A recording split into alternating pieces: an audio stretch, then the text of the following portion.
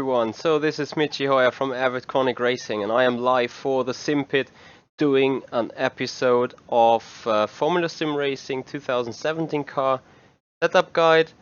It's not gonna be a specific setup guide for this particular car, but it's being a more general setup guide to what it's like setting up an FSR car. So I welcome you guys tonight. Hope you have some fun watching me building a set from scratch, and yeah, being a race driver in Formula Simracing World Championship division. I want to show you in particular how I do start building my setups from scratch. So we enter this practice session in here. Session has not started yet. Not sure whether we're gonna do a full 1.5 hour session, depending on what's going on. But before we go out, we quickly have a look at the base setup, which will be 90 liters, what we're going to take out on track. As you can see, the current car has factory defaults.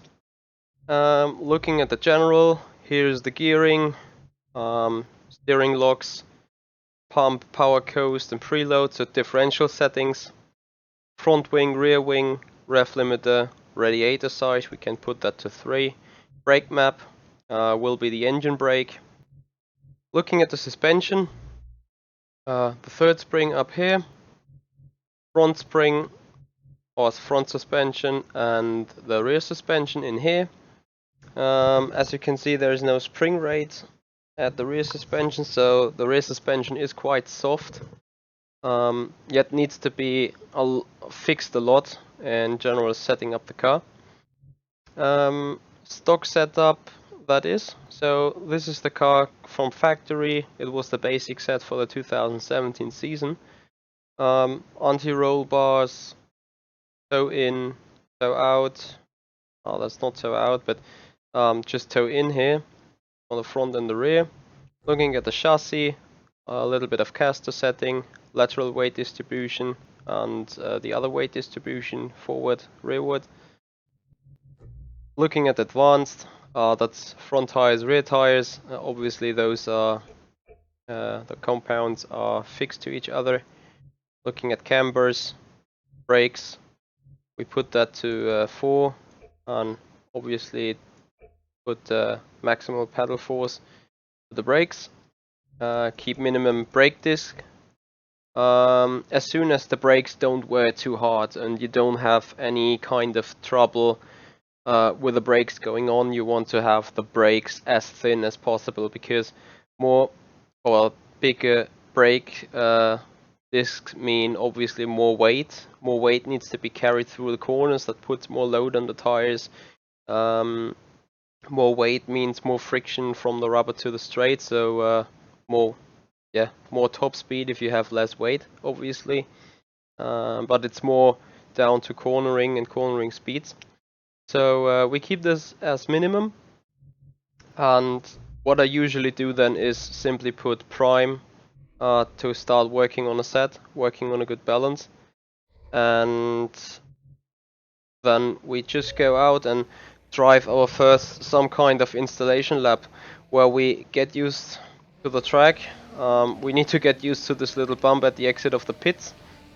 That's probably just, yeah, because of the bad version of rFactor 2 here. And so we go out and make ourselves familiar with the track a little bit, which is, as in the description, Barcelona from this year's FSR race. And then we drive 1 or 2 laps to just look about general car behavior. Take it easy in the first lap, push it in the second lap, and then probably go to the pits without setting a lap time. From what I feel already is that the car is very twitchy.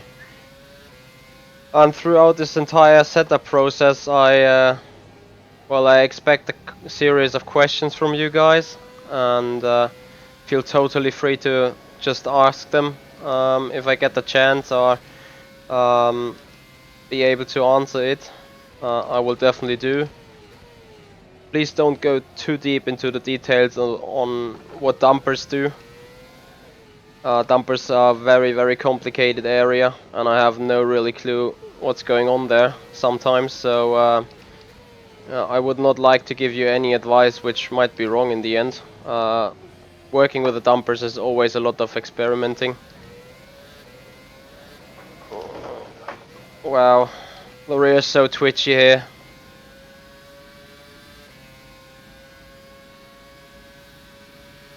Yeah, Martin, I'm seriously streaming at 1:30 AM here in Germany. I know there are very many American people being up at the time right now watching, if not watching football. Anyway.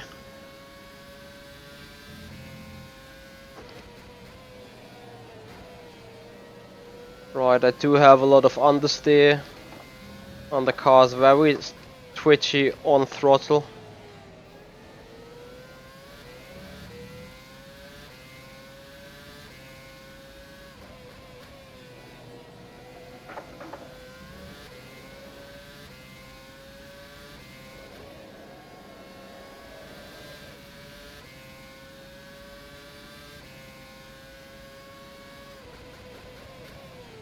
And front left locking up into the hairpin, which means we should swap around the brake bias a lot.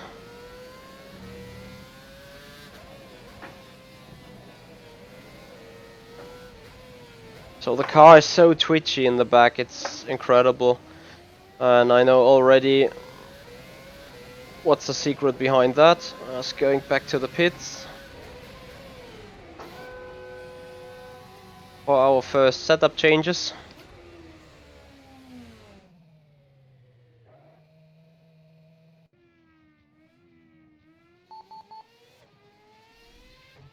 And on this particular car, and generally on any F1 car,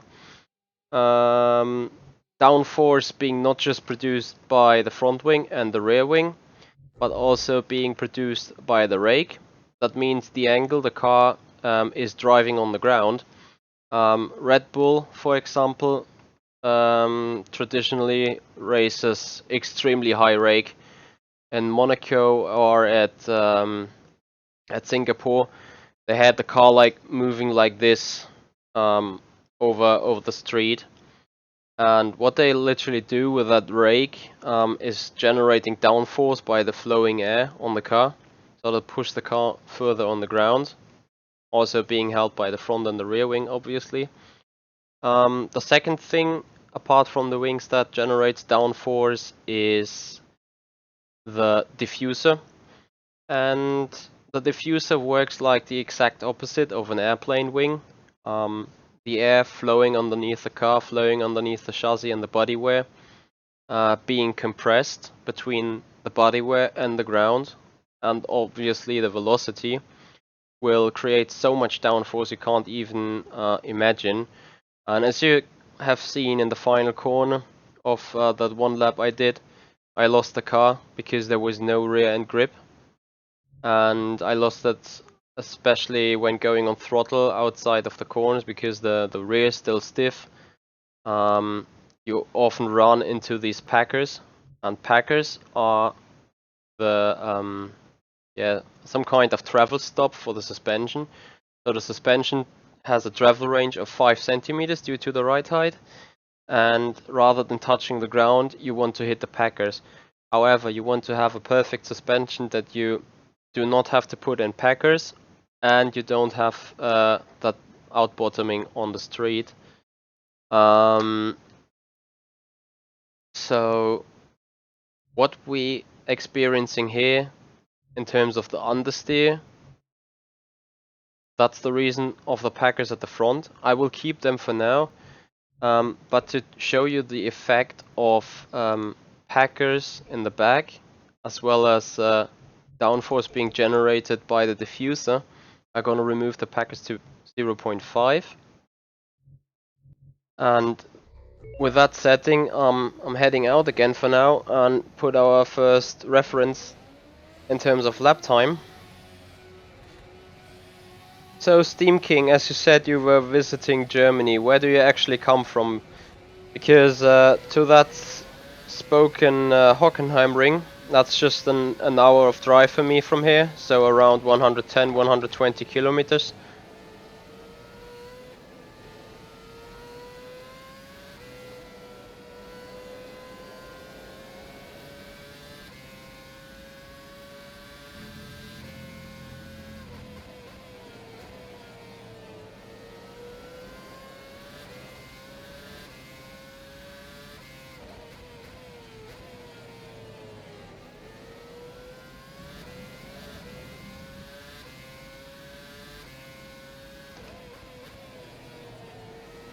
Still there's this massive amount of understeer still going on.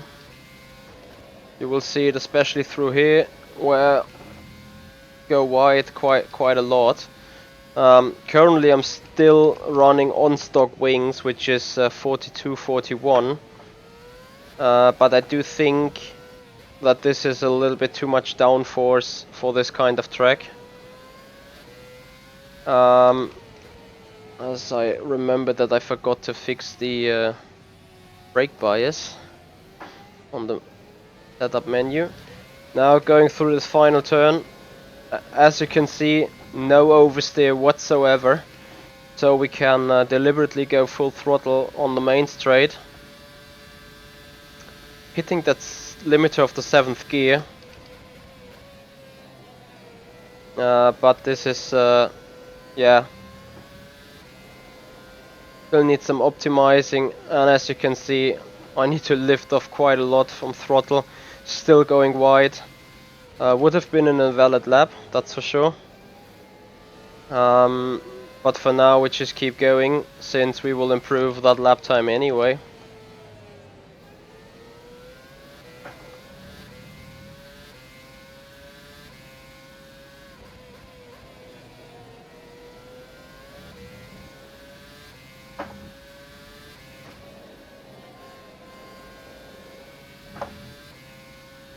Hey Francis, yeah, as soon as I'm gonna be finished, or tomorrow, I will definitely put up links into the descriptions where you find all the plugins I'm using here, which is Delta Best at the very top, and the track map plugin, which is the rest of it.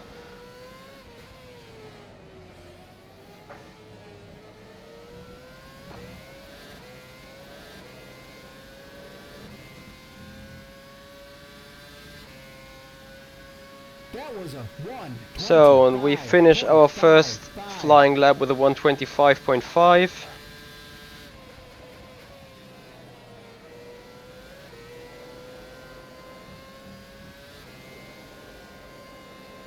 Tires on temperature now. Staying in here, staying valid.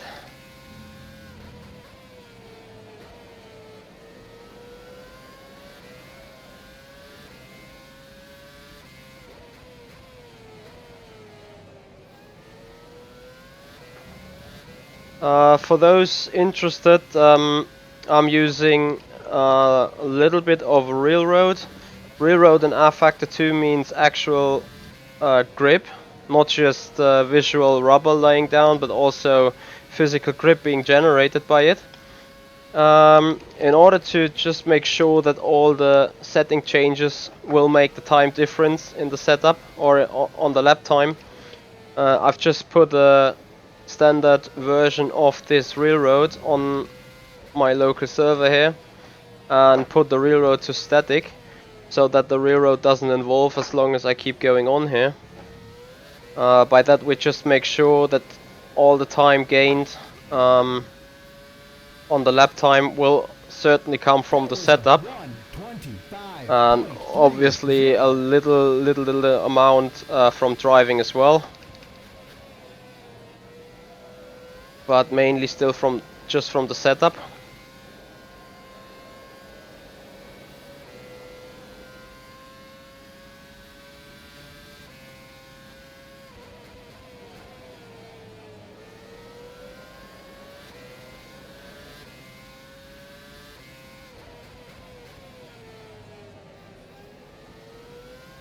Front left still tends to lock up, and this can well be seen in the tire wear that's being produced.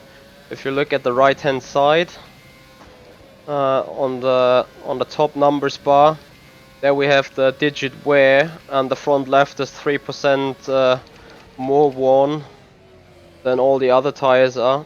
So that's a clear sign for the front left being either overused, which is a little bit true by just by the track layout, but also because of the braking and the blocking wheel and locking up the front left. That's the second part of the story. As we set up a benchmark for further development with a 124.5. So we're going back to the pits. Certainly we'll work a little bit on the suspension. We'll work a little bit on the wings.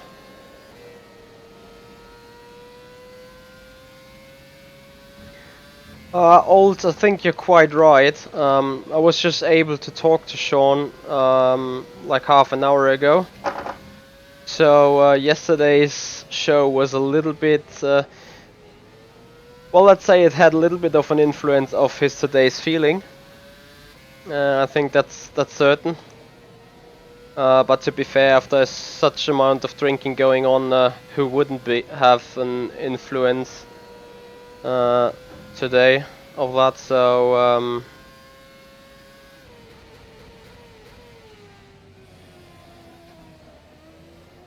sure, gamer, what you mean by logical progression? I mean, I'm now doing sim racing for 12 years, and obviously I slowly worked myself up from down to the, don't want to say to the very top, but certainly to a certain amount of top.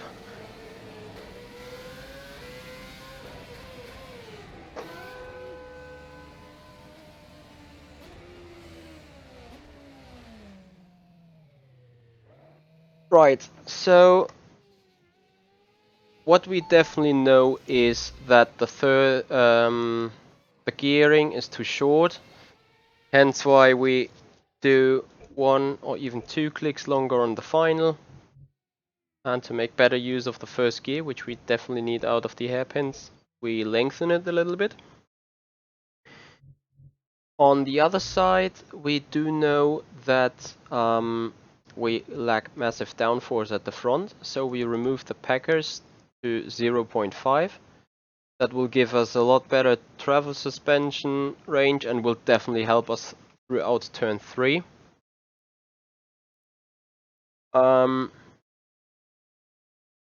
Well, in real life you would start with a go-kart and then go up the things or go up the ladder. In sim racing you can basically start with whatever you want, whatever suits you. I'm definitely an open wheeler driver, or I favorize open wheeler. I'm also racing GT cars sometimes, but mainly just open wheelers.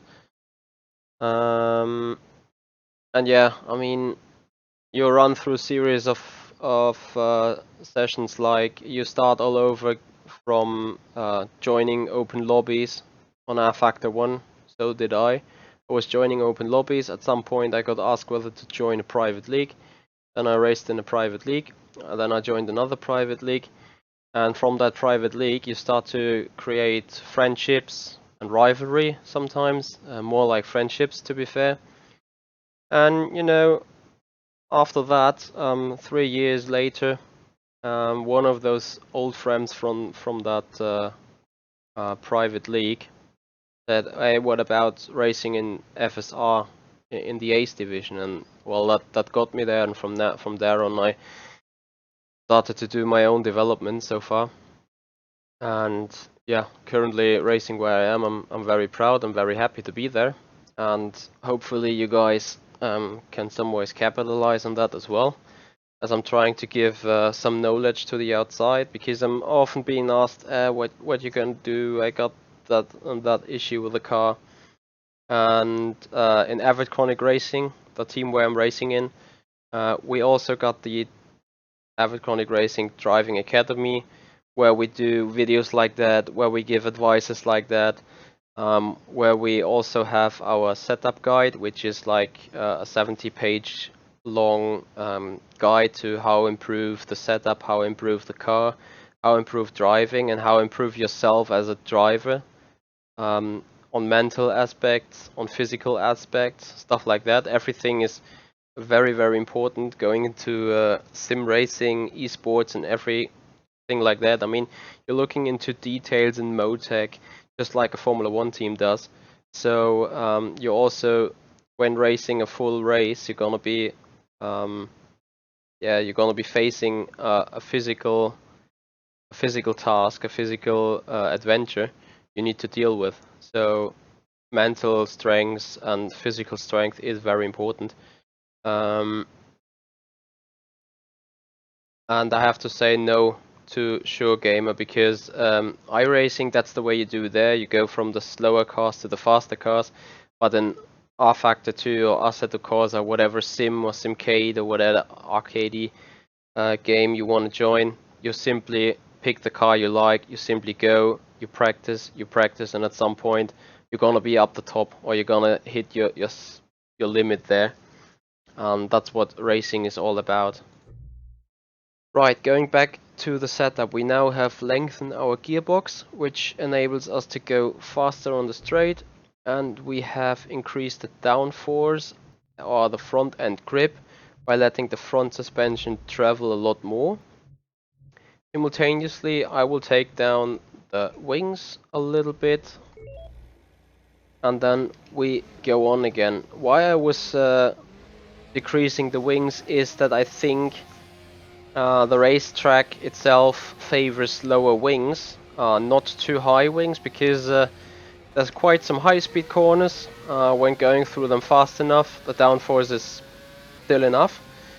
Then you have this massive long straight here, where you actually need to have the good straight line speed to either not be attacked or be able to attack, because the track does not really have another point where you can attack or be attacked.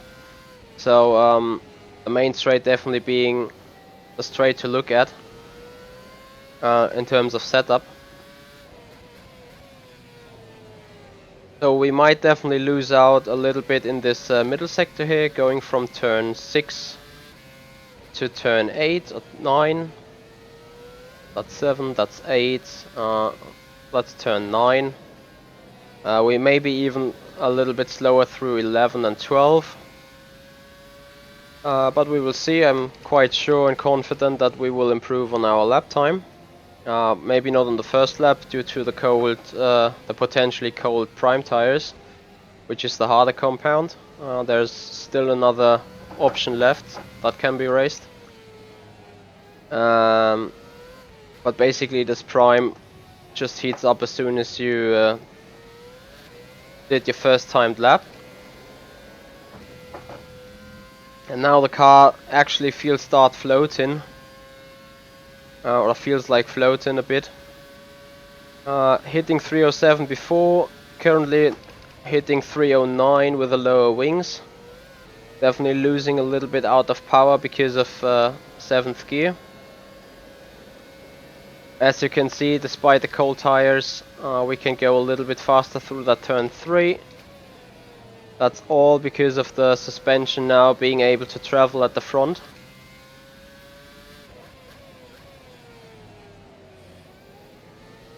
Still suffering from cold tires.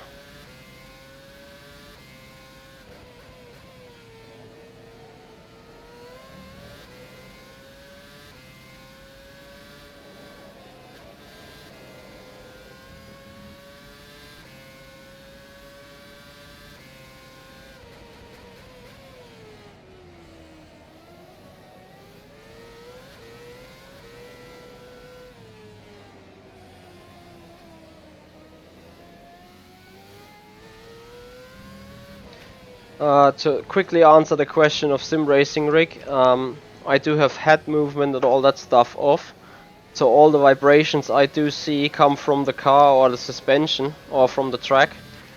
That's all the setup or all the feedback I do need.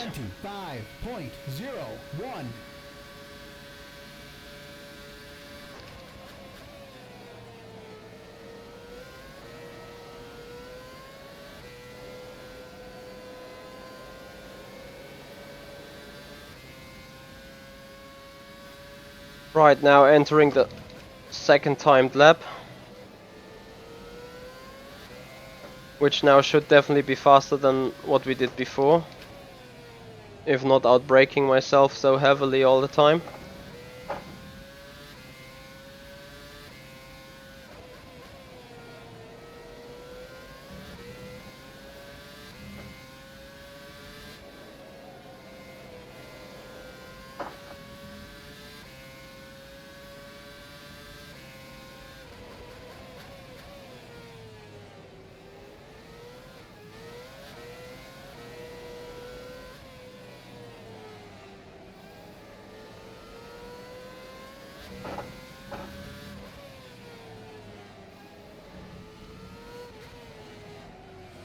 Right, coming down final corner, and we improved our lap time by just around 2/10, I think, 214 thousandths of a second, 124.3, currently hitting 17,400 in RPM.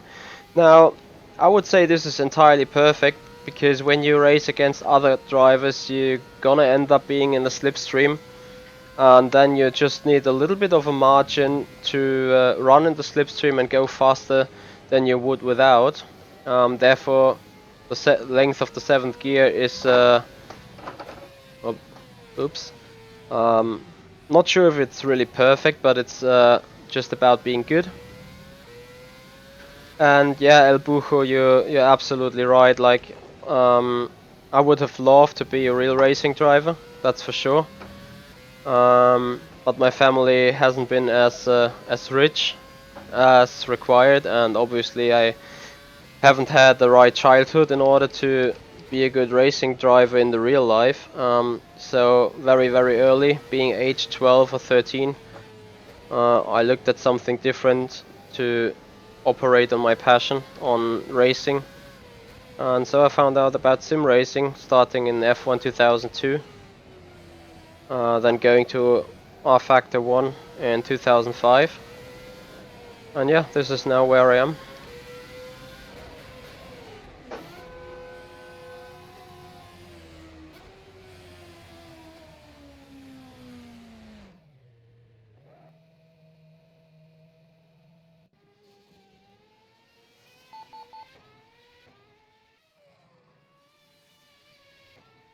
Congratulations, Sim Racing Rick, on winning that VEC there. I have driven VEC 2 or 3 years ago for 1 or 2 races or something. I know that our team is going to enter, or is currently still doing VEC in the LMP1, in Division 1, in Race Room 1. So that's definitely what we're looking for. Right, what I've now experienced in the car is that the front is still not responding enough.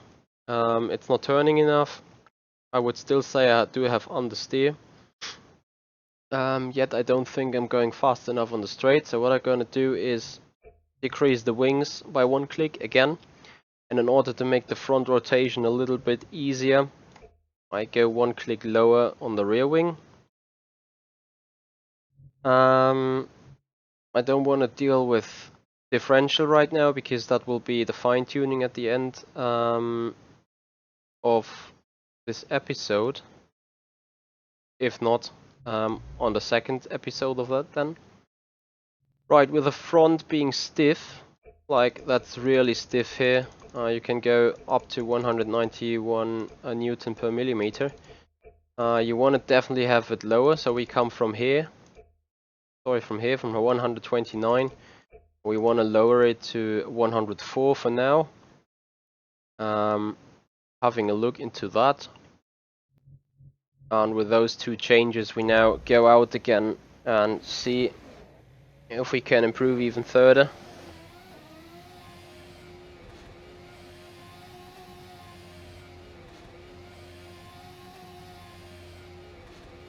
I agree on the iRacing side of life that iRacing definitely has the best tracks, since they are laser scanned. I think that's for sure. On the other hand, I do think that rFactor 2 is about to yeah, improve its performance here. So I'm sure rFactor 2 will soon be one of the top-notch simulators. I mean, it is already physics-wise. I think physics-wise it's unbeatable at the minute. Yeah, but graphically and obviously track on the track side it could still improve.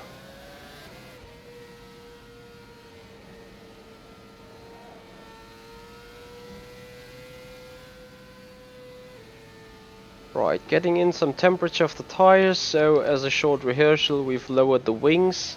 We pushed the aerodynamical balance a little bit more to the front. And we made the front suspension a lot softer, which should make it be able to go faster through the corners, just on the front. So that shifts the car balance itself also to the front.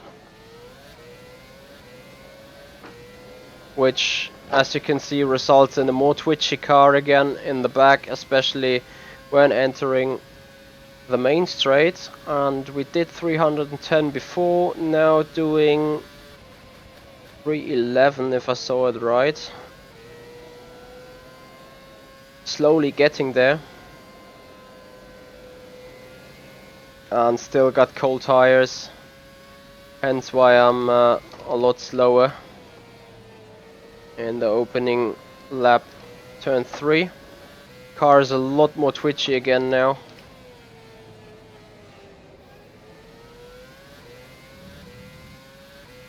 And I keep forgetting about adjusting the brake bias. Stupid me.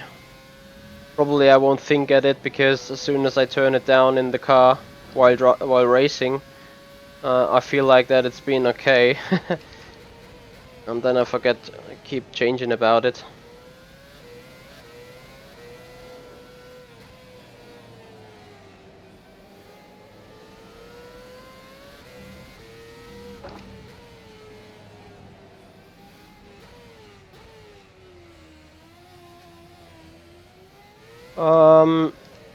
Well, I mean, rFactor 2 is a third-party content moddable sim, so I mean, you would have to talk to FSR administration whether you'd be fine to use their physics. That's something I cannot decide. Needs to be decided by the technical directors of FSR. This was bad turn 1, turn 2, giving me a very bad drive through 3. Still, despite all this difference in the red, I still believe I can be purple at the end of the lap. Just because the setup now is so much better and so much more turning at the front. I will definitely gain a lot of time through this cornering sections. Here it hits some packers or some stiff thing, so I can't go faster through turn 9. But I will definitely be faster around here.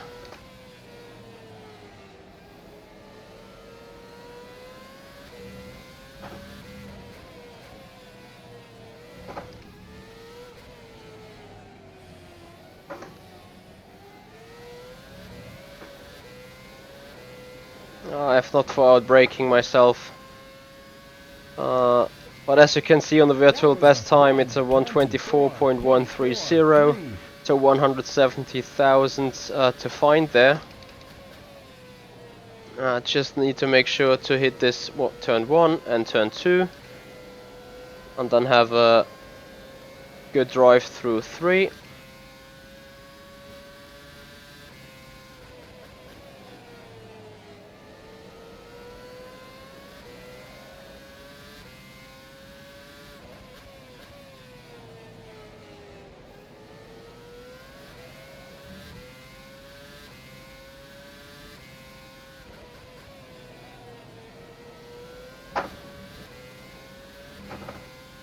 The car starts being too twitchy now again.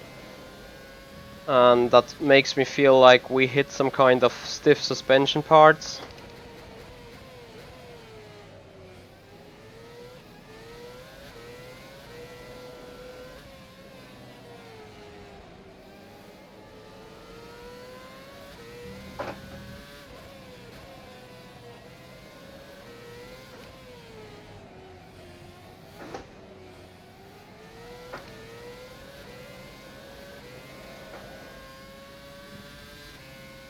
It's gonna be so close. That was a 1:24. You gotta be kidding. Oh no, actually we improved our lap time. By just a tiny little bit.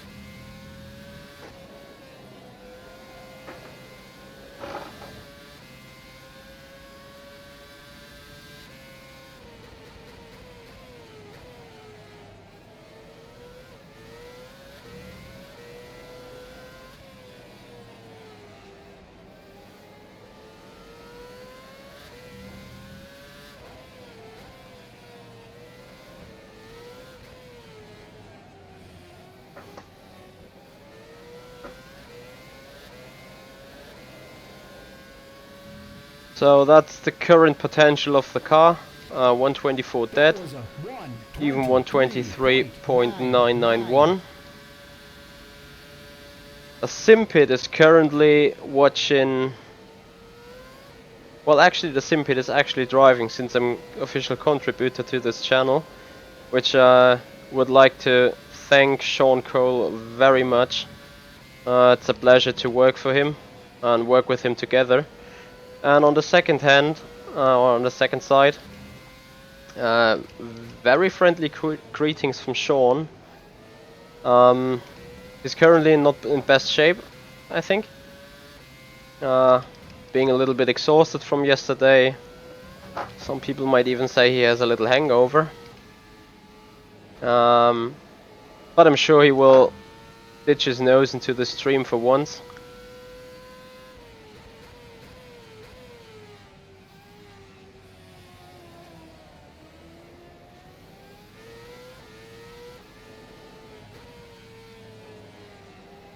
Thank you, Tom, for those words. Really appreciate it. Right, now looking into the setup, it's becoming more and more twitchy again, so we're definitely going into the right direction.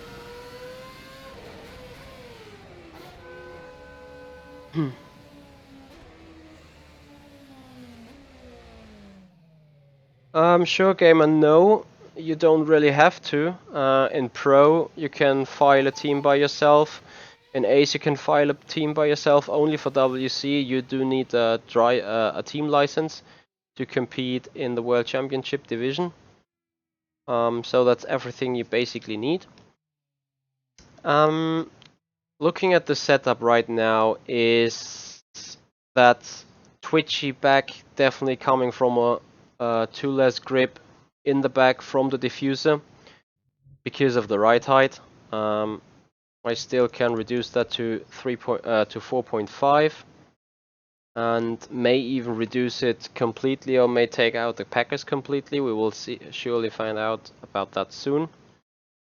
What definitely keeps us hitting into the packers in the corners is the third spring packers. We're gonna lower them to 1.5 at the front, 1.5 in the back, and a tiny bit too much understeer being generated by a too stiff third spring. The third spring also, the softer it is, the more downforce is be generated, and obviously the more a little bit more grip in the front is generated. However, this third spring is not too sensitive on that. I have to say. And now I'm looking for something else.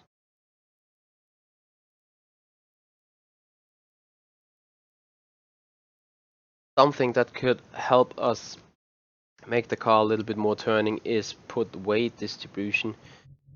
2 clicks into the back.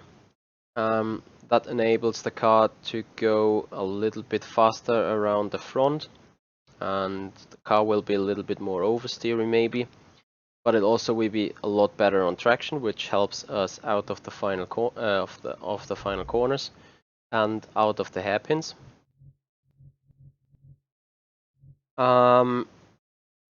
Martin, I do know hitting those third spring packers because first of knowledge. I mean, I've raced this mod now for an entire year. I've done a lot of Motec on it, and I do know how the packers feel. Like you feel the third spring packers more to be at the case into slow corners and out of acceleration, and the standard packers from the front and third spring you feel a lot more through high speed cornering, and that's why I just know, or I'm just guessing at it. Obviously, I do not really know if I really hit them, but I feel like I'm hitting them, so I adjust it, and therefore go either faster or slower. And we will surely find out on that soon. Yeah, Punisher, you're actually right. Meanwhile, on a G29 wheel. Got that on the Black Friday. Now checking whether those setup changes we did help on the lap time again and on general car balance.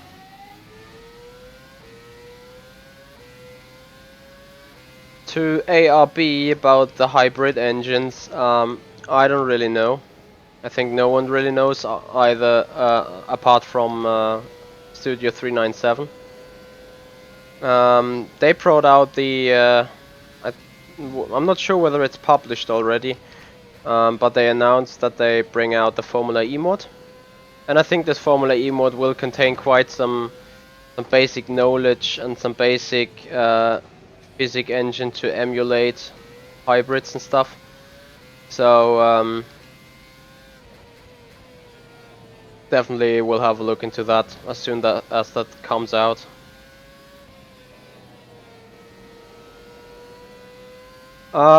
Punisher, you may want to contact me on Facebook as soon as your G29 arrives, and I want to have a little talk with you about the pedal set then, and maybe be able to give you some advice there.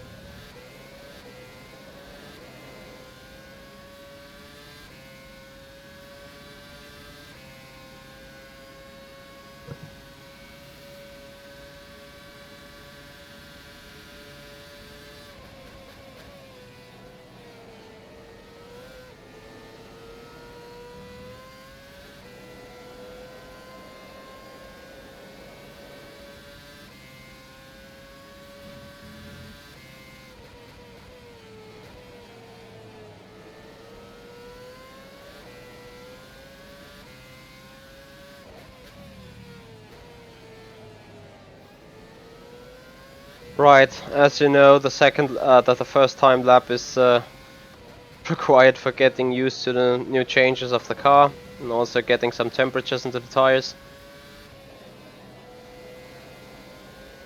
This turn 9 feels so good, and you can already see on the top bar of the time delta that I made up some time, as I simply forgot again to change the brake bias, for God's sake.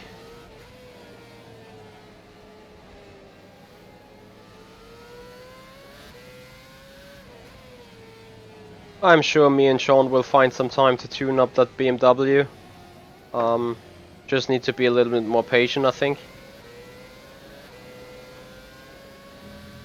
Right, the car is a little bit twitchy in the back, but nothing too serious. I don't want to say it's easy to deal with it, but you rather want to have a little bit of oversteer in the car rather than understeer.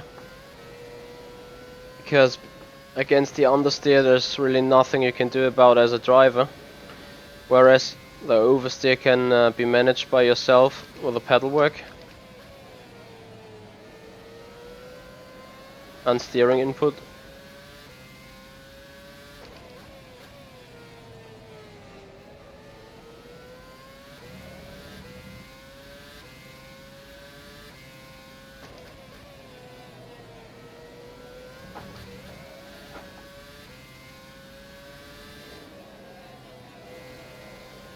So we improved the setup for this section, turn 9 straight to turn 10 by just a tenth. So that's definitely what's in the setup now. We go a tenth quicker there while going the same speed among all the other places of the track.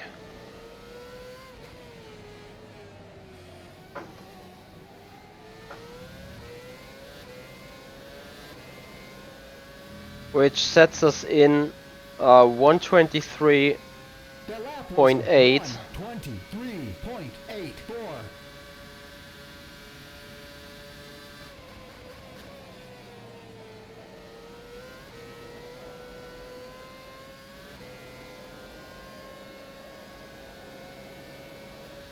I still could need a little bit more grip from the suspension into turn 3.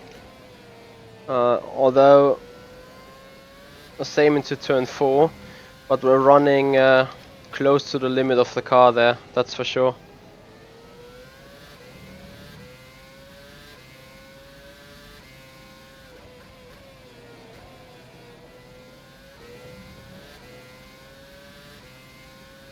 Yeah, you can trail brake for understeer, however that really takes a lot of tire life away from your rear tires. But looking into that, I would like to have a little bit more aggressive car when braking. So while still being on brakes, the car tends to understeer, especially into this corner, and have to be very slow into that corner as well. So I'm gonna go back to the pits and work on some other settings before going out again.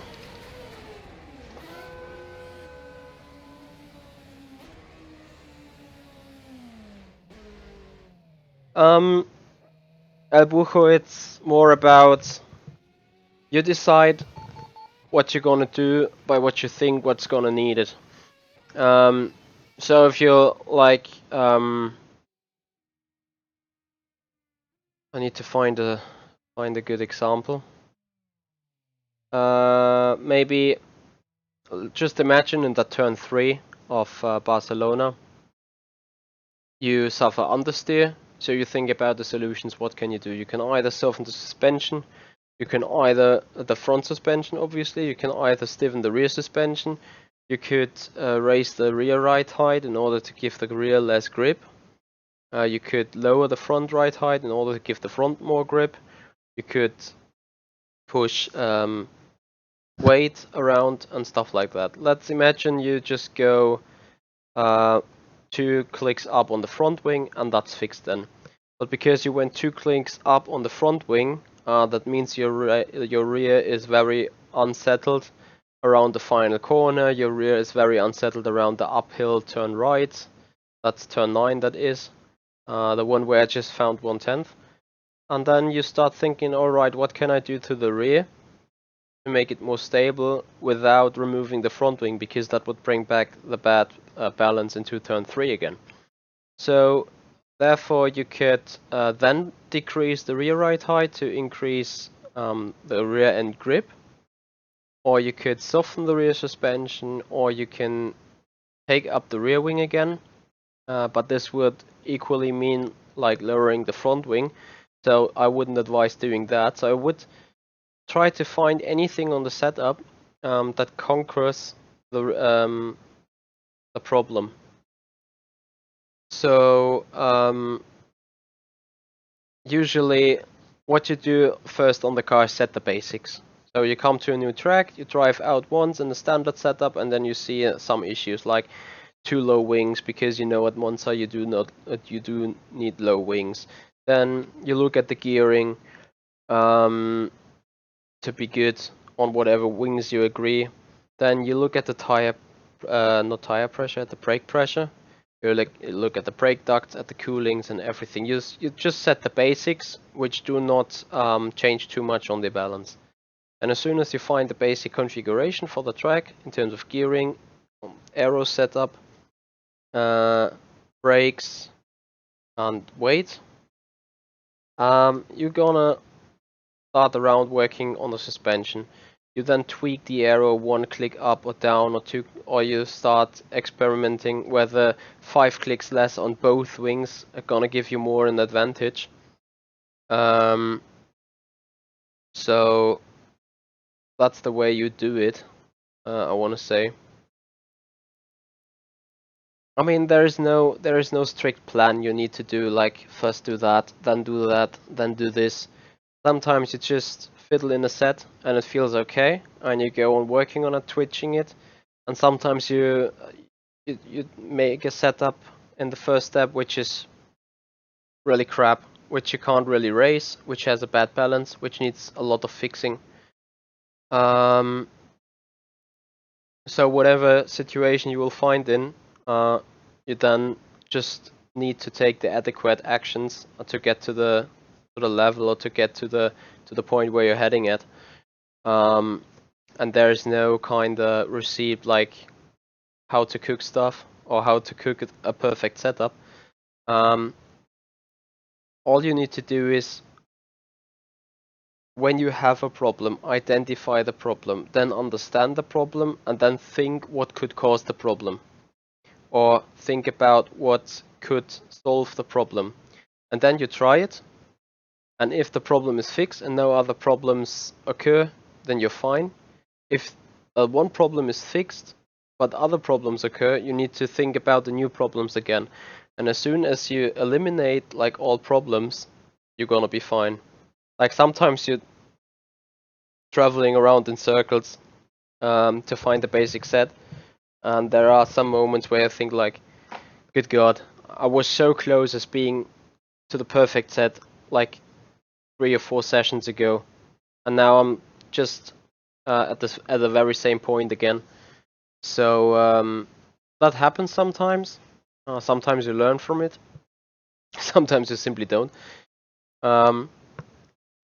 What I would advise you guys is to put out a piece of paper, note down what you changed, write down how the car feels to you. Maybe go on the internet, do a little bit of research, and then try different settings, and also write down again what improved, what didn't improve, or what was even worse than. And so you start to learn and get some kind of metrics in your head. If that and that and that, then you do that and that and that. That's basically how I built my set after 12 years of experience.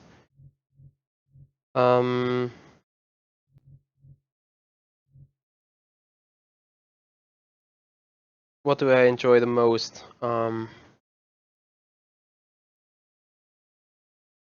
Well, probably, fun fact, the most boring races are probably the one that are the most successful for you. Because if you're in pole position and you lead every race straight away from the front, that's probably boring. That means you have done a good work. I had a very fun race around Brazil. I've put up my highlights video on my channel, on my YouTube channel. Lots of overtaking going on, lots of side by side battling, even some wheel banging was going on. Very intense and fun racing. So yeah, I mean, of course battling is fun, but it's also satisfying working on a setup and 10th by 10th by 10th, just like we do now so far. Like when building an FSR setup, obviously those steps are a lot closer and a lot more difficult to feel or see. Yeah.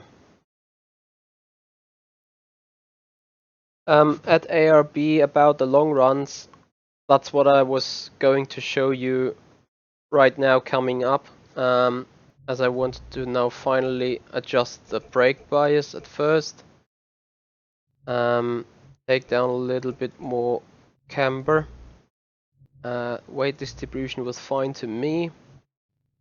I think another click would improve even more.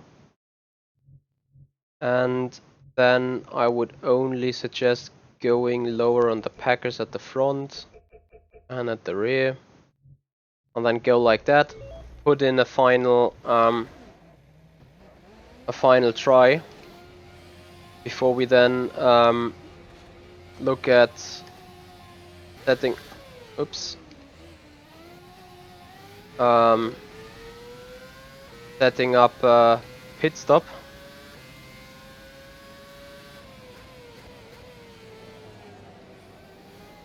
In order to go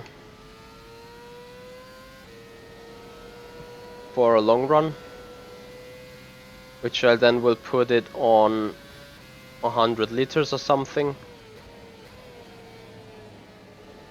And then I can tell you also a little bit about how I practice for long runs.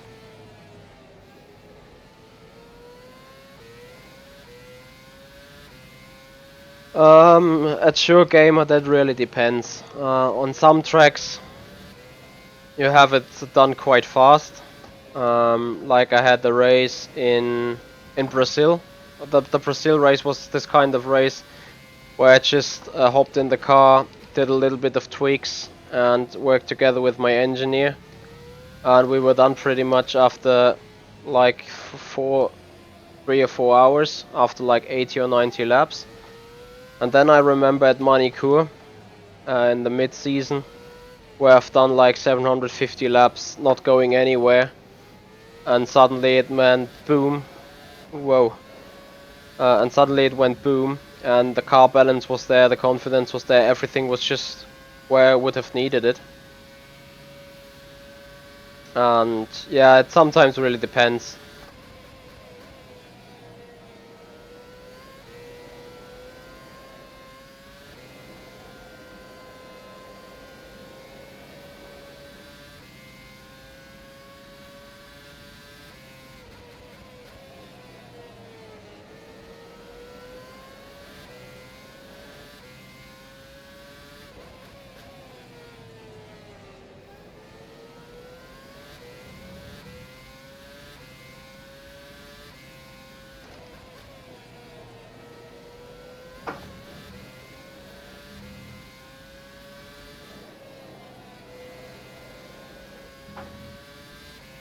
That's not too bad of a lap for warming up the tires still.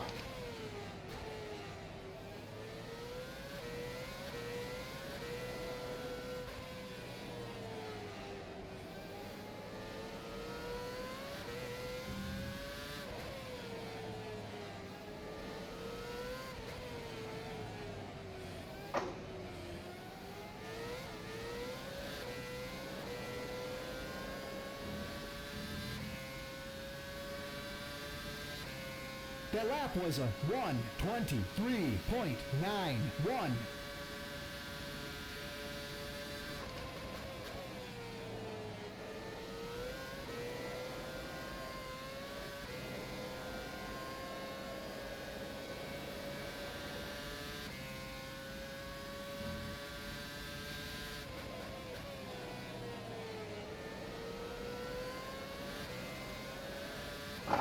Oh.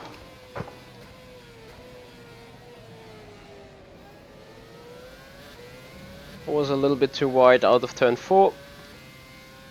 Lost like 3.5 tenths.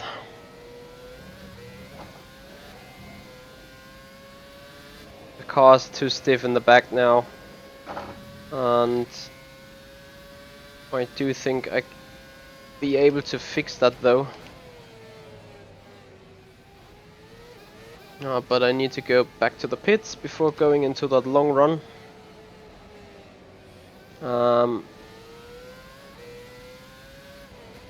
Which then means we do a little bit of time attack before doing a tiny little long run. And then at the end of this session, low fuel the car and put in 1 or 2 qualifying attempts. Like, just go hard. Packers needs to be removed at 0.5, and with the rear being too twitchy, I want to have increased performance on the diffuser. And a little bit softer rear anti-roll bar, so the car rolls a little bit more. Apart from that, I'm absolutely fine with the setup. I'm just gonna reduce that to 20 so it doesn't fuel up the car too hard.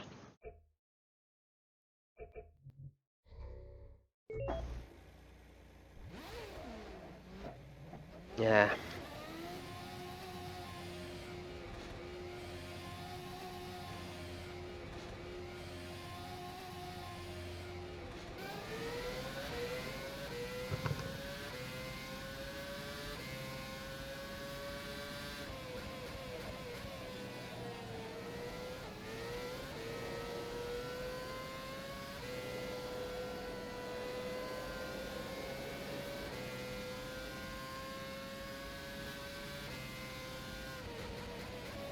Yeah, I think meanwhile the car is very much to my liking. I haven't looked into differential yet, but I might be doing an own episode for differential settings, since they are very complex. In the end, very easy to use once you understood them, and very important also.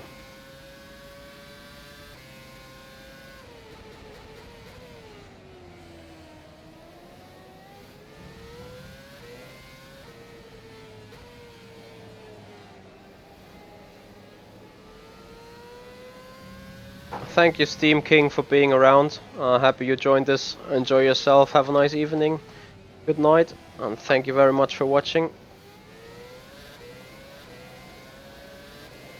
Yeah, the car's not as twitchy as it has been into the final corner, which is perfect.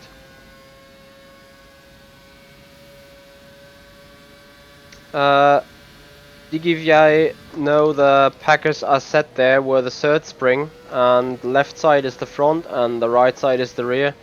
There is no separation between left and right on this setting.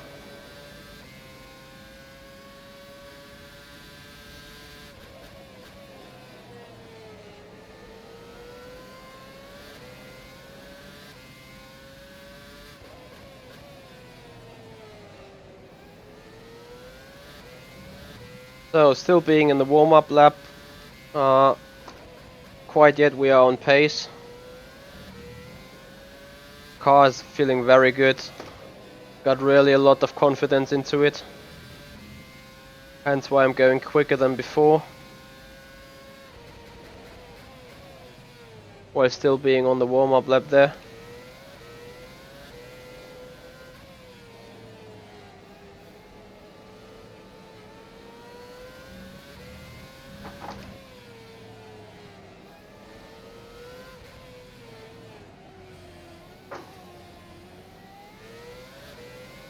I was a little bit too impatient there. Still we ditch into the waters with a 123.9, and now let's see what this setup could be giving to us.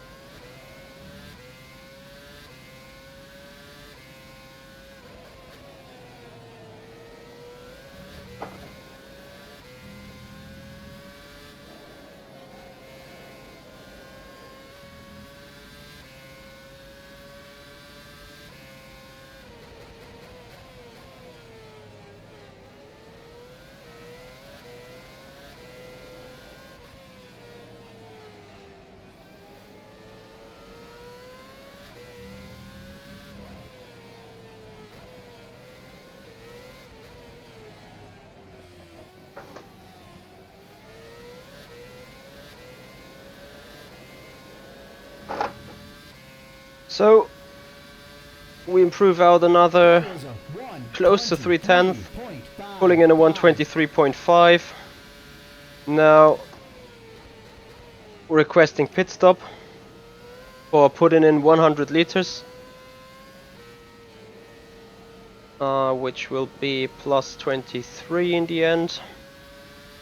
Go on the prime tire and then go for a little long run, and then I will tell you how I in the end would improve the setup after doing the long run. As finally Sean Cole has joined the party. Hey Sean, hope you're feeling alright after your yesterday's show. Was fun to watch though. Not sure if you got too much fun today.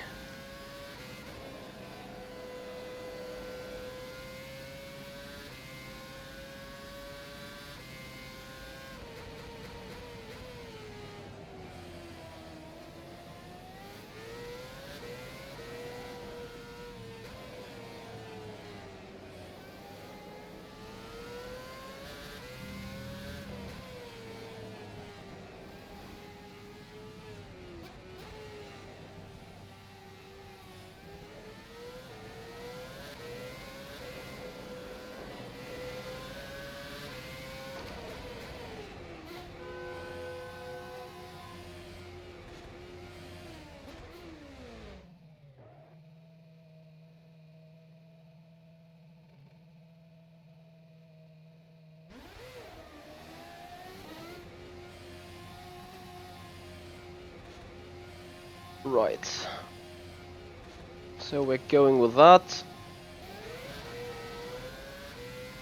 And now we got like 100 liters on board.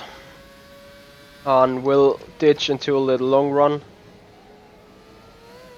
Before then I would tell you what I would change on the setup due to the results on it.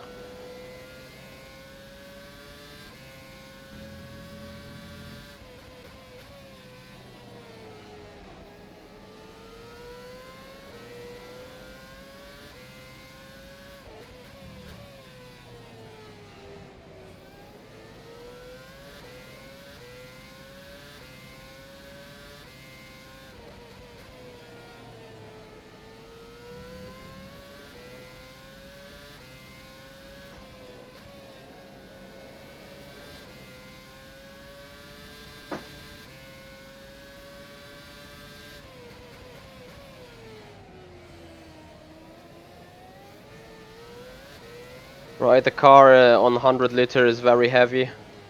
Anyway, after we set on a series of lap times on the 123s, we're now a little bit more fuel on board, which means we're a little bit more heavy. So we're currently looking at doing consistently low 24s or 23 highs. Starting the stint right now.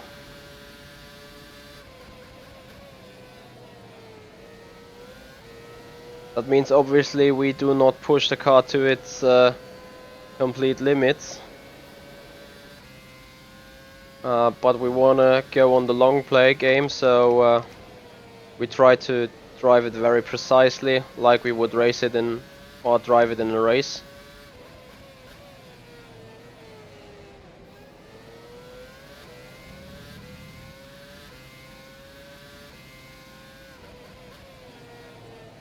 Yeah, Tom, I think it's some kind of German thing. To be like an engineer in a room of toddlers.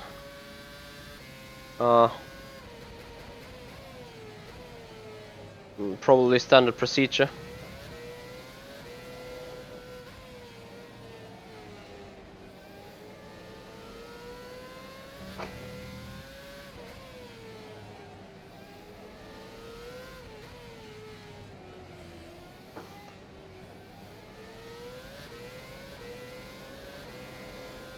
Right, so we finish our first lap. 24.3, maybe a little bit too slow, but we now are currently constantly looking at tire percentages in the top right.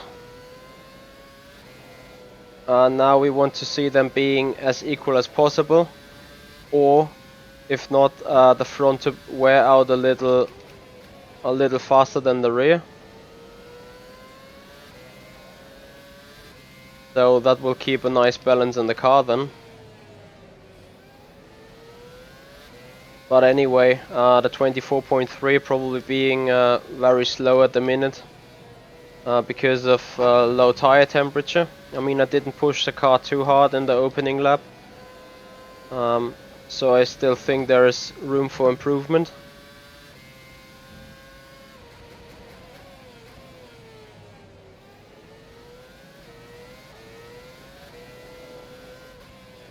I also feel that the first gear is a little bit too short.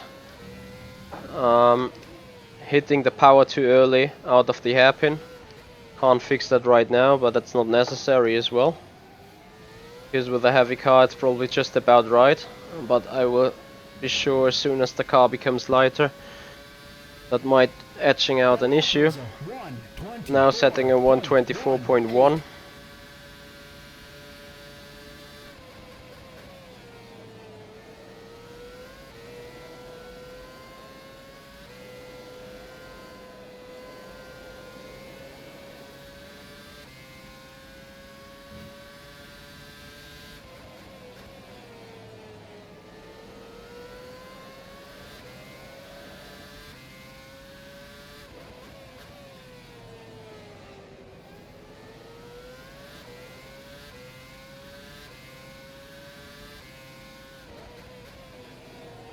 Yeah, and as far as I can see, you're in good hands with Sean at the minute.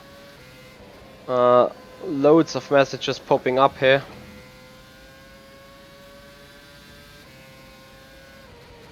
Sorry Albuco, what you mean in 20 minutes?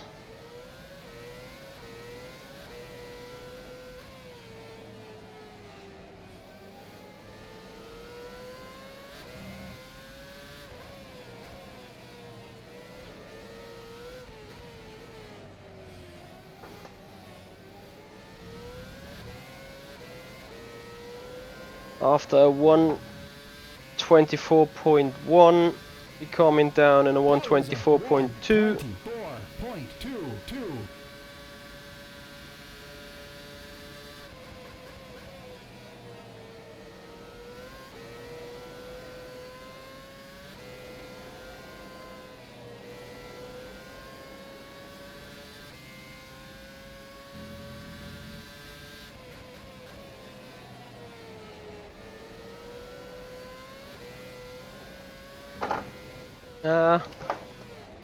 Whoa. That went well. Put it into neutral, go back.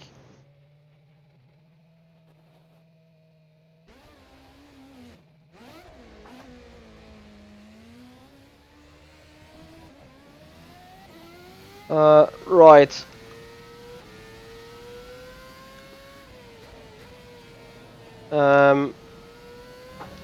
Well, this probably will look bad on the stint in the end anyway. Looking at the tires after 5 consecutive laps here around Spain, we see that the left hand side is being the problem side of the tires, but we also see that the front and the front and the rear tire both wear at the same rate. So after 5 laps, both will have lost 11%, as they're currently running both at 89, which therefore points that with the current balance we do have the equal tire wear at the front and the rear, and so we just can go on and see how long our tires will last. Little note, I can tell you right now, we don't do this. We don't want to do this towards the end of the session. We will stop this in like 5 minutes, 5 to 10 minutes, and then fuel down for one qualifying attempt before then ending this episode of the setup guide around Spain. So if you guys have any questions, feel free to still ask them to me.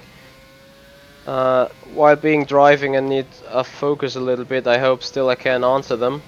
Otherwise, feel free to ask those questions in the subscription.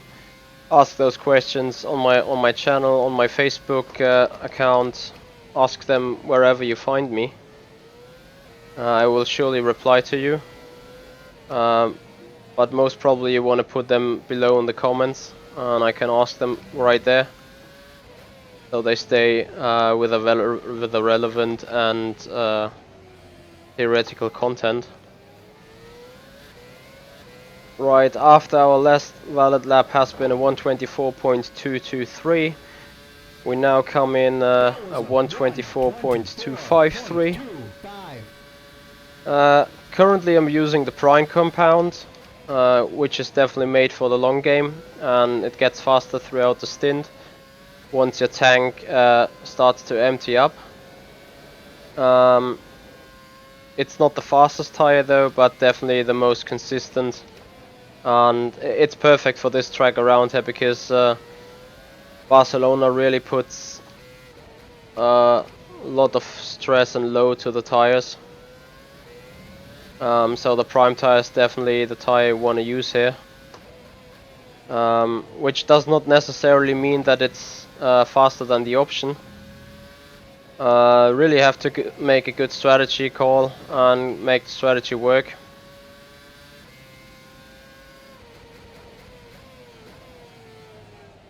For those guys being interested in how hard it is to race with that car, visit www.formula-simracing.net and check out the racing threads for 2017 season. Then you will find the links to all relevant content. After our 124.2, we set in a 124.3. Tires on the left hand side still wearing at the same rate, which is great. Only points to the fact that our setup is in a very good balance the way we drive it.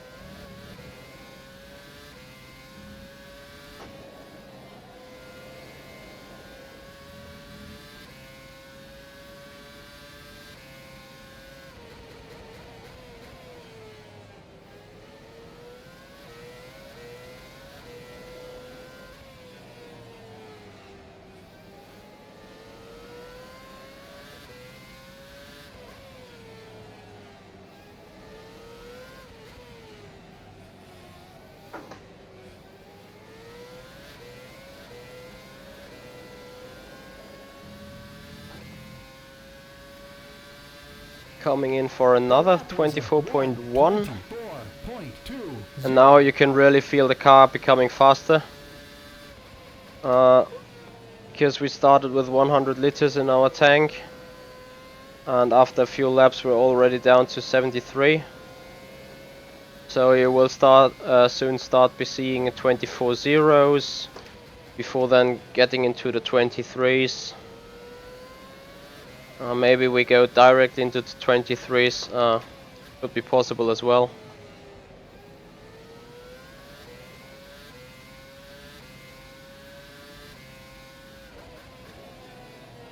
It depends. Mostly I'm racing just open wheelers or Formula 1 cars because I like them the most. But I also like driving the new GT3 pack from rFactor 2 with the Mercedes and the McLaren.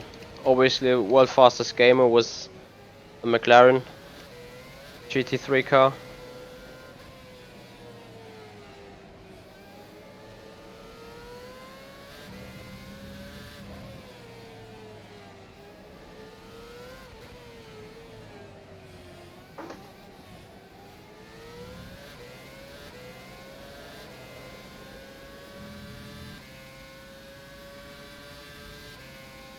The lap was a 1. Yeah, Sean is right. 0.1. I'm mainly and definitely an F1 guy.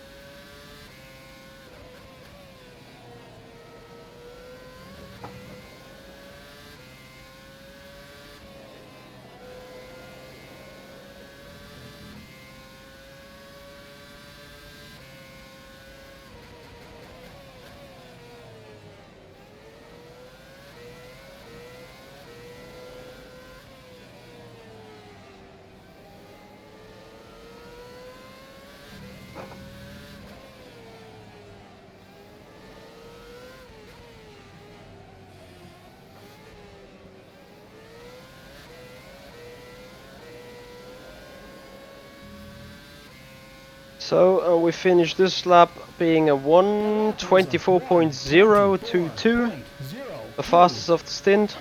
Anyway, we've reached the 9-minute border of this practice session, which then means we pull in 10 liters of fuel and go and give it 2 qualification runs.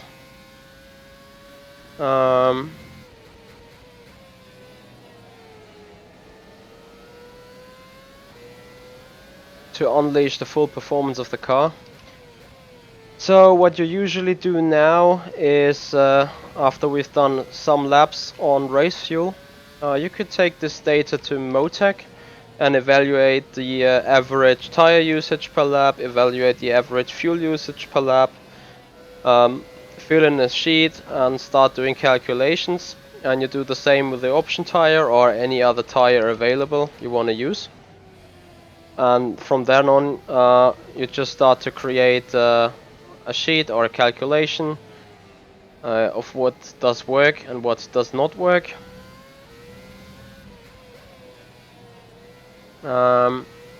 So before all that's going on,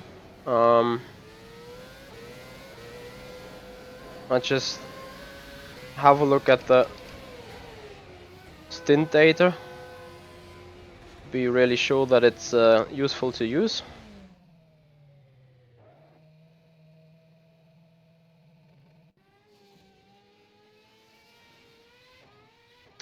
Thank you, John. You're really joking about me, I know, about the robot thing. However, we have a quick look at the stint we just did. It was 1, 2, 3, 4, 5, 6, 7, 8, 9, 10, 11 laps, including the in lap. We don't want to look at this lap here because of the spin. Otherwise, we did a 24.3, 0.1, 0.2, 0.2, 0.3, 0.1, 0.1, 0.0. So here you can see, despite the tire going off a little bit and yeah, losing out life and performance, you still go faster and faster and faster, which is nice. In the option it would have been the other way around. In the option you would have probably started the stint with a 23.8 and a 24.1, and then you dropped into the 2, 2, 3, 4, 5, and then you go slower and slower lap by lap. But here it's actually nice, so everyone was in the 24s, apart from the spin. All the laps have been within a range from about 3/10, so you can call this consistent. So you can really make use of this this set of data for analysis into Motec. And yeah, if you drive it like this in the race, you will find out that your testing would have been very valid to be used in the race. On what you can do with Motec and how you can make use of that data, I might do a separate show of that, which will come late into the year, if not in 2018, since I would like to draw a few examples and put them together and try to really evaluate the use of Motec what can be the benefit of using it. So yeah, that's what I'm going to do here for you guys on the Simpit channel. Yes, El Bujo, I'm having the F1 manager. I'm running Avid Chronic Racing there, obviously, since I'm manager of the sim racing team here in rFactor 2 and everywhere else. So definitely I run it the same name on F1 manager. It's the most complex and the most exciting manager game I've ever played. Definitely love it.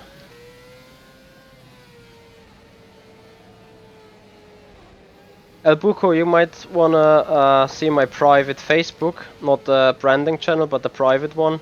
I can show you a picture of me engineering for WC guys, and you will, and I hope you will be attached with a seatbelt to your seat, because you will have glowing eyes, I'm sure. As I'm now trying to punish and push this car for a qualifying lap around the circuit.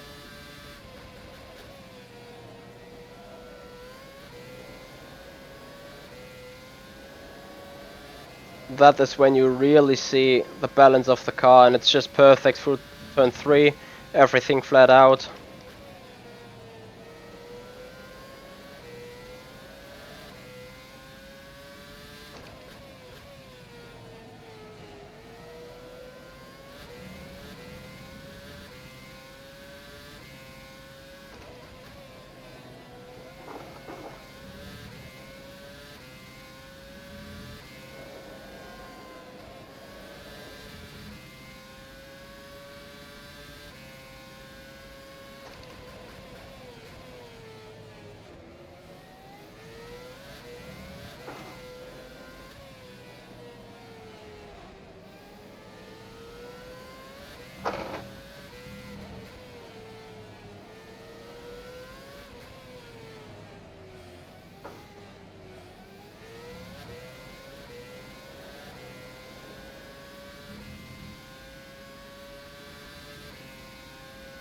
The lap was a 1:21.21.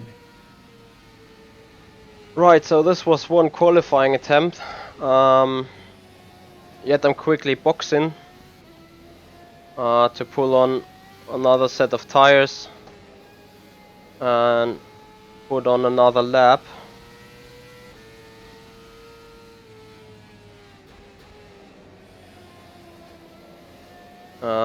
Which then hopefully will be a little bit faster.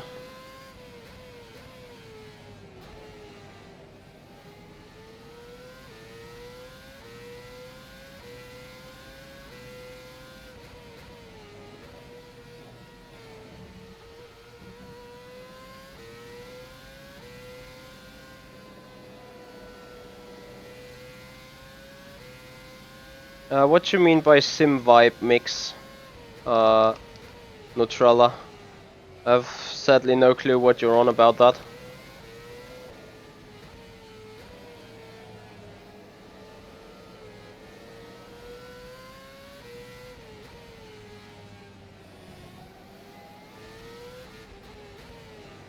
So let's go in for a quick pit stop so we can pull in a lap.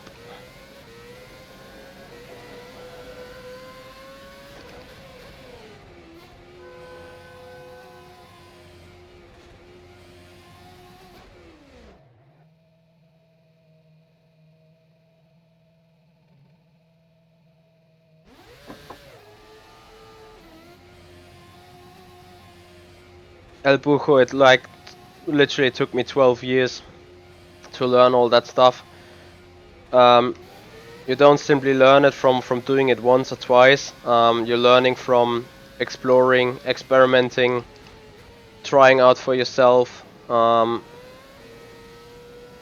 Play with the settings. As I said, take a piece of paper, note down what you feel, note down what you change, and then note down what the changes were worth to you.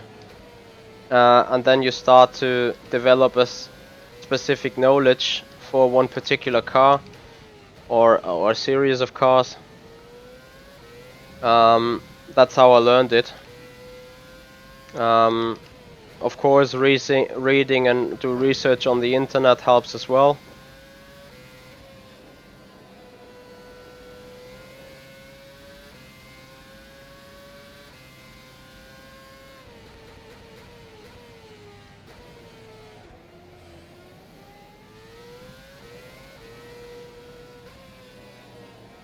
As we got 30 seconds left in the session, so maybe we can pull out an even better qualifying attempt, ditch into the 20s.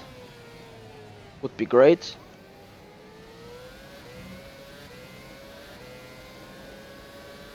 And there we go.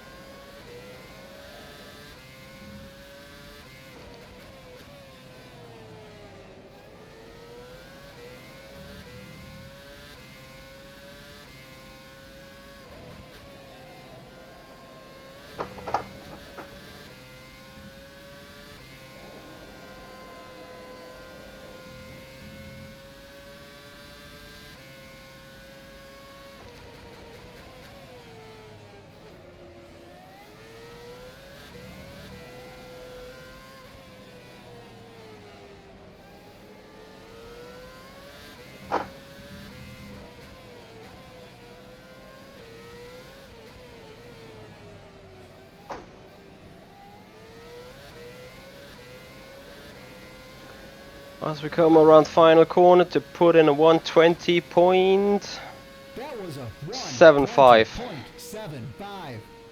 So between 100 liters, no sorry, between 90 liters and primes and 10 liters an option, we do have a time difference from 2.8 seconds.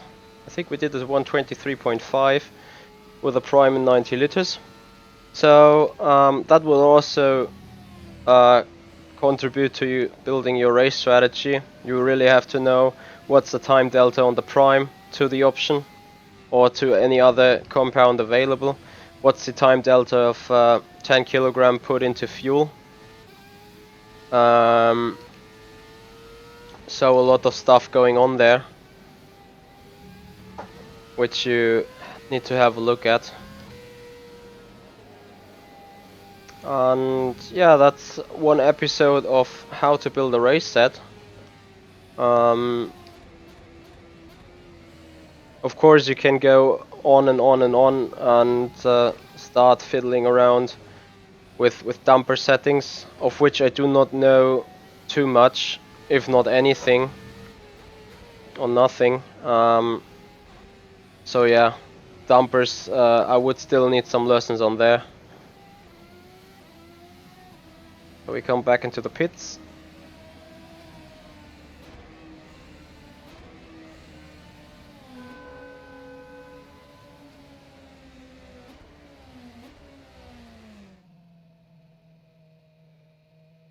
To finally park the car for today.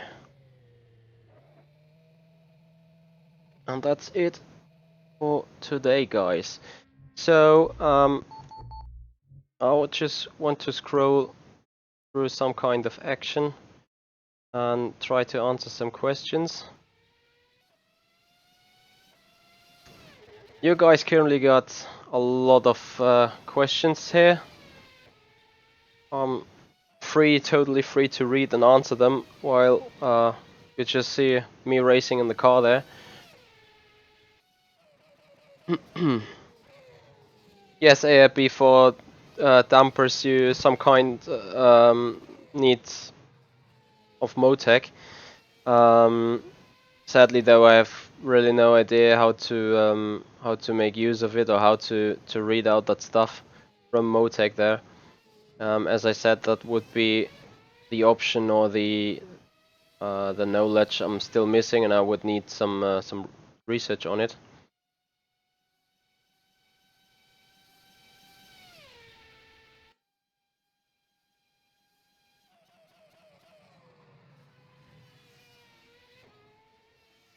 yeah, those prime tires really been able to handle a massive load. I mean, you see the car drifting a little bit. Albusho, sure. Feel free to contact me on Facebook on my social media channel. I think I put the link in the description already. Feel free to contact me there. Join me, ask me questions. Feel free to catch up with me.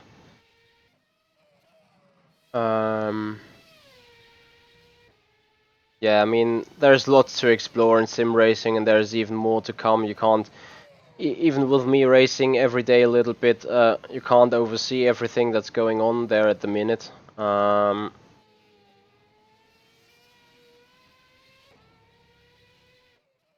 So yeah, very much to talk about, I have to say. So sim racing Rick, you asked me about my tire temperature peaks at 160, 170. If you remember the thermal cameras F1 has put up on the cars in around 2012 or 2013, when going through those corners, the tire is getting really hot and lit and everything. But as soon as the friction is being removed and the tire has been the corner has been driven through, the tire starts to cool down and then has its actual temperature. So those peaks of 170 or 160 degrees is just on the surface, or close to the surface, and only for very short time. Of course it's a little bit high, you don't want to have it that high, but on one lap you don't really care, and on the and when you go on the long run, you actually have to look for it a little bit. So when being on the long run, you always be like 95 or 90% of the car's limits in order to keep tires in a condition. You're always able to get the 5% extra required to overtake or defend. So that's really what your driving like should be. Hey Inyafas, nice to see you again here. Hope you enjoyed what I'm doing. The virtual reality on sim racing. Generally, I don't really like it. With being in a fixed chair, having virtual reality glasses on, the driving feels unnatural to me. On the Sim Racing Expo, I had the chance to have a ride in the ImSim simulator with the virtual reality glasses fixed, and that rig obviously was a bit of a motion rig, which was good. In a motion rig, I really can tell you that VR is a nice thing to have, but for standard racing, like I would do it here, I am quite sure I would feel getting sick quite soon, because the head and the eyes and the ears, everything's gonna get that shaking, and you feel like everything is shaking around you when going over bumps or over curbs, whereas your body is still not shaking at all. And in a motion rig, that probably would have been simulated, which therefore feels a lot better, I think. So virtual reality, we need to wait for the next generation virtual reality classes because of the resolution. I think that needs to be fixed still. Apart from that, I think in combination with a motion rig, it's quite a nice experience. But I don't think it will make you faster. I think it will make you slower because it will, if not perfectly timed together with the motion, will give you a bad feedback or yeah, bad feedback consistency. And feedback is everything you need when doing sim racing because you actually do not sit in the car. So as Nutrella Bra said, the next generation will be ready, and I think that's it. Thank you, Sim Racing Rick, for your charming words.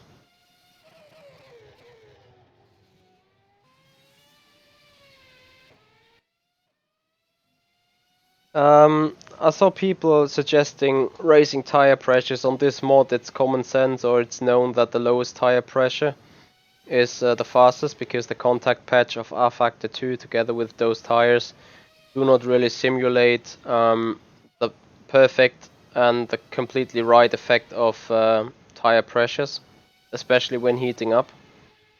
So the lowest one definitely gives the more grip, hence why I'm using it that low.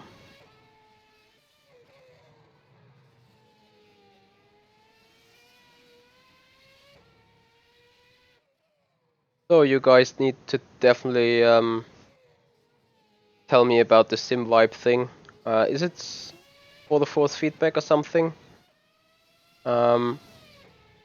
Because that definitely needs some improvement on that G29, especially when racing for rFactor 2.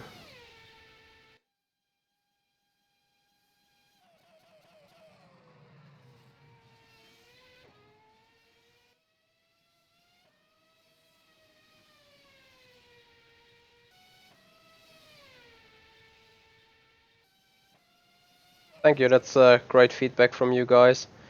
And yeah, sim racing, Rick, you just said about the high temperatures. That's absolutely right. You can't keep them as that high for long, otherwise your tires will melt. In every tire physics data, so those tires obviously are modelized by physics data, and there's two kind of tire wear. The one is tire wear by friction, and the other one is thermal degradation or thermal tire degradation. So once you hit a specific amount of temperature, let's say 160 degrees, for the period over 160 degrees, your tire wears like twice the time or something. So there's a multiplier in behind that punishes you for running too high tire temperatures.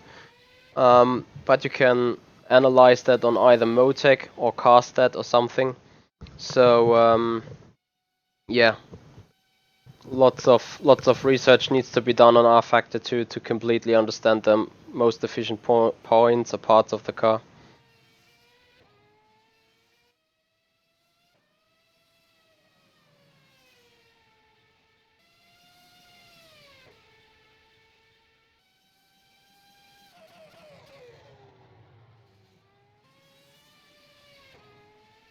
Alright, ladies and gentlemen, we now got 3:14 a.m., which is pi. Fun fact. So, as I'm gonna need to get up in like 3.5 hours, I would very much like to end the stream at this point. The current car in Jaffa, sorry. That's the Formula 1 2017 Sim Racing. Sorry, not Formula 1, it's a Formula Simracing 2017 car. I'm quite fatigued now, I'm tired. This is actually my race car. I raced in that for the entire season. As you can see, it's a special livery for myself with my personal helmet and stuff. Exactly, Tom, that was the number I was about. Yeah, and you can maybe still get it from Formula Simracing forums visiting www.formula-simracing.net.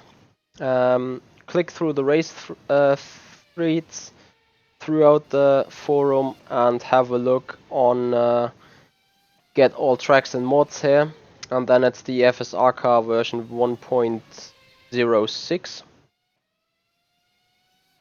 And yeah, I think that's it for now. Hope you guys enjoyed it.